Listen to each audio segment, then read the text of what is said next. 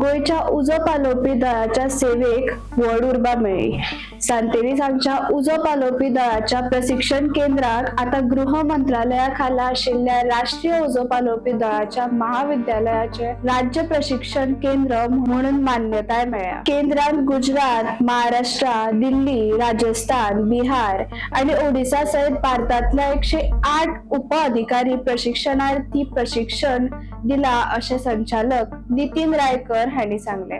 उजो पालोवपी दळाच्या आणि आपत्कालीन सेवेन साबर आपत्कालीन परिस्थितीक तोंड दिवन 165 मनशांचे जीव वाचयले आणि 874 जनावरांची सुटका केली।